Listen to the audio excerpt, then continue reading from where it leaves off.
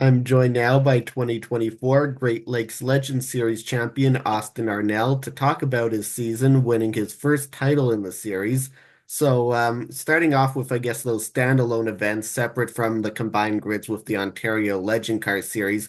In the standalone events, you started off with a runner-up finish at Flat Rock in Michigan, followed by a win at Grand Bend and another runner-up at Grand Bend.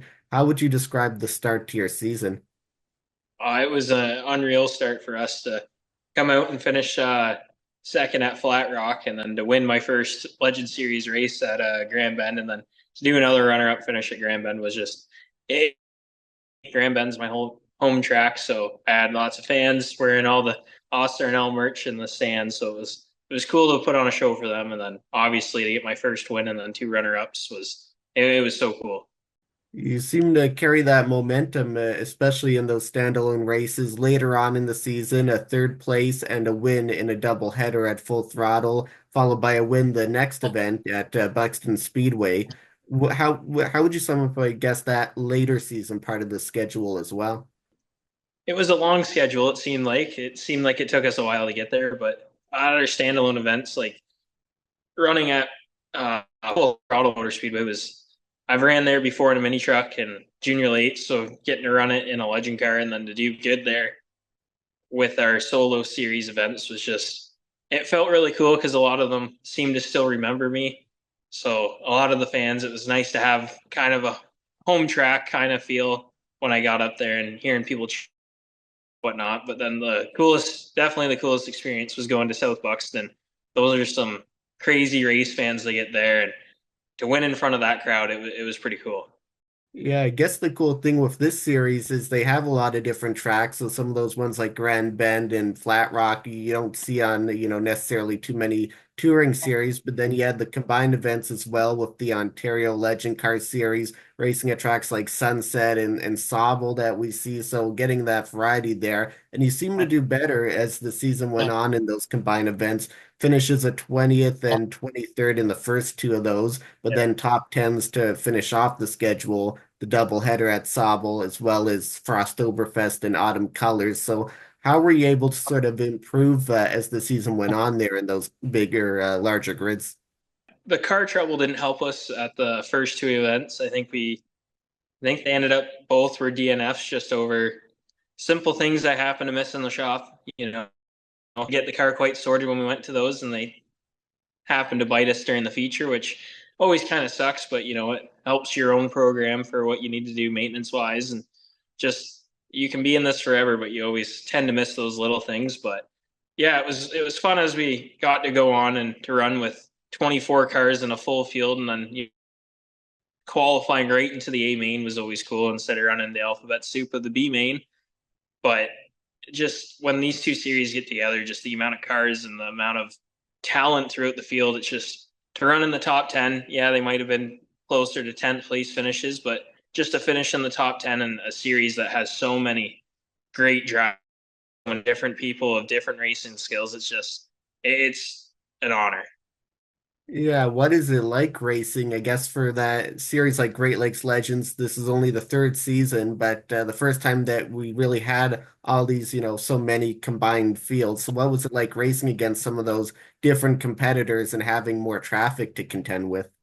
It's one of those things like with the Great Lakes being newer and just starting to pick up a following, and it still pulls both series pull a respectable car number on their own. But then when we get to those combined events and we have anywhere from the high 20s to even high 30s at times, track all racing for 24 spots, it's an unreal feeling that you made that top 24, you made that top 10, whatever it happens to be, knowing that you were at least carried enough speed to be in that top percentage of the 30 to 40 cars that could have been there on that given night.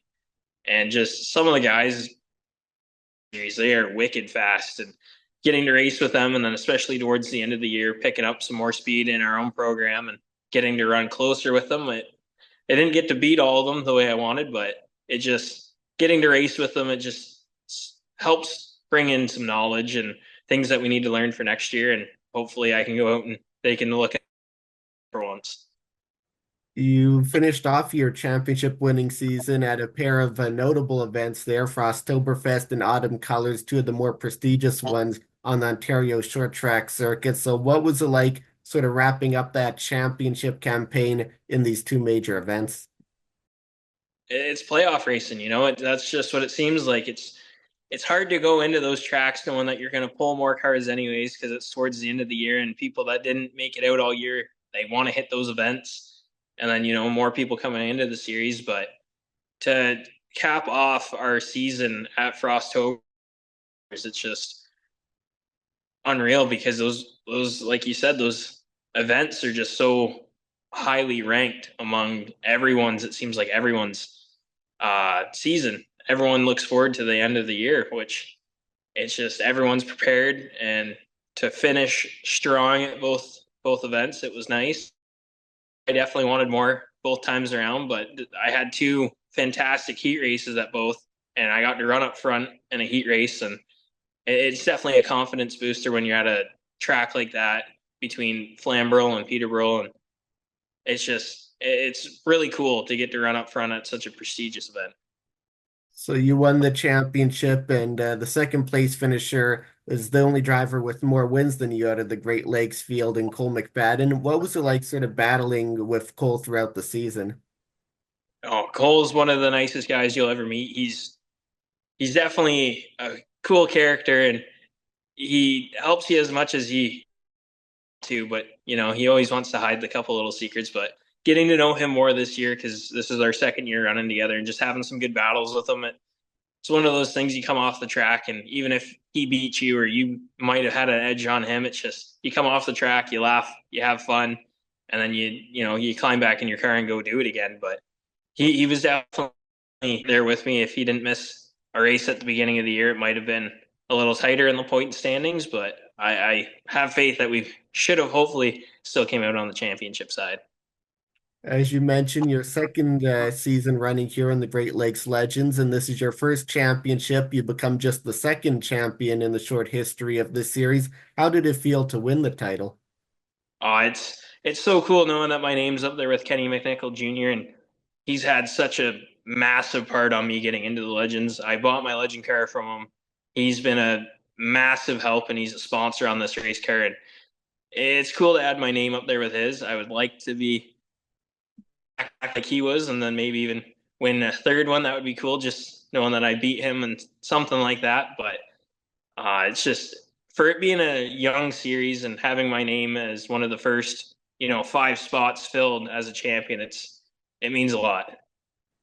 And then as well, having that experience racing against Kenny and racing in the series in general, how much were you able to take from that first season to help you with this championship run?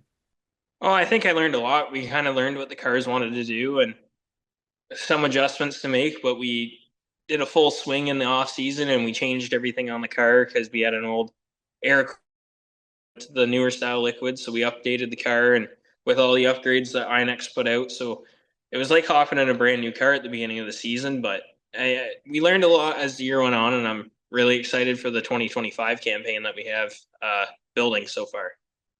Yeah, so it sounds like, as you mentioned, going for another title in the series, that you could be back. What are those plans shaping up right now for 2025? I think 2025, from what we've discussed so far as a team, we're going to run the Great Lakes, I think, and we're going to try, obviously, to go and support the Ontario guys that have come down and supported us. Um, it just works out that the Great Lakes guys, we run tracks that are a little east out of where I am instead of driving up 4 hours to Sunset or 4 hours to Peterborough all the time because I'm, 15 minutes from that Grand Bend track. So um, I would like to run with the Ontario guys more. It's a completely different class of field when you get up and run with those guys. So I would like to run with them more just for the experience and try and chase some of those guys that have just been in these cars for, well, as long as I can remember and just battling with them. It's a lot of experience to go around with those guys. All right, Austin Arnel, 2024 champion in the Great Lakes Legends Series. Thank you for speaking with me and congratulations on your title. Thank you.